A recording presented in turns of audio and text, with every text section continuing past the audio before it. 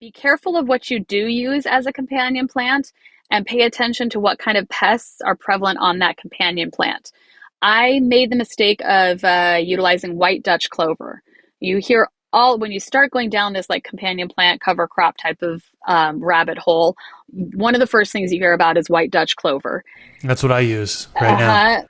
So my white Dutch clover became a phenomenal banker for thrips. I had thrips that went up and down between my white Dutch clover and my plants that were there, my cash crop plants, up and down and up and down, and I could not get rid of them at all. It was impossible, and because there was that white Dutch clover that was such a preferred food source, and then they would go up and nibble on my cash crop, and then they go back down and hide in the or in the companion plant. I couldn't mitigate them at all. I couldn't even manage them because I couldn't spray my cover crop or my companion plant, my clover that was down below. So I ended up having to continually chop that clover down. Clover is great for a lot of things. It makes wonderful biomass, but if it becomes a banker for something like thrips, it becomes an extreme problem because you can't get rid of it. Like it also will send out runners that become new plants. It self seeds, so it comes back every year. I've now got it to where it stays in my walkways and gets trampled on.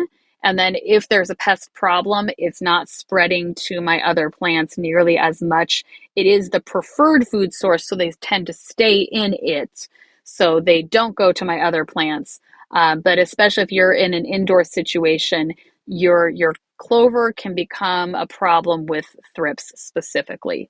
Um, there's nasturtiums and violas or violets or pansies that all become problems for spider mites.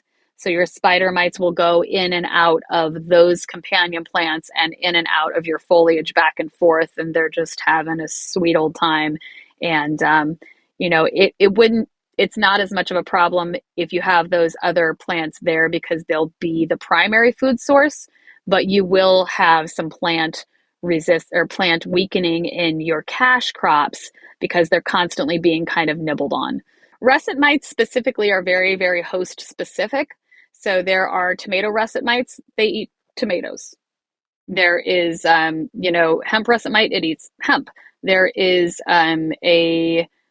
well, that's a gall mite, I guess. But most mites, most russet mites are plant specific. They don't tend to go back and forth. And in fact, as far as I know, and I could be wrong there because I know they have been studying a lot these russet mites in institutions and things now. But as far as I last knew, they were trying to get russet mites to move between hemp and hops, and they were not having good success with that.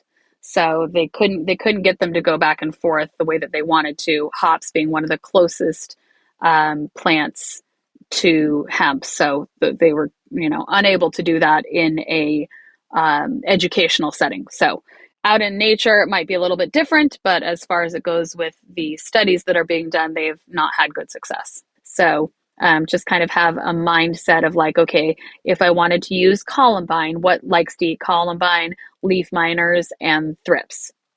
So maybe columbine is not going to be, even though it's a beautiful flower and I love it, I might not want to put that in as a companion with my cash crops. Definitely some good tips there. I am probably going to stop using white Dutch clover now that you mentioned that. I have a little bit of a bag left, so I won't waste it. I'll still use it, but yeah, that's crazy that thrips feed off it. This clip is brought to you by AC Infinity. Use discount code MrGrow at 15 to save on any of their products.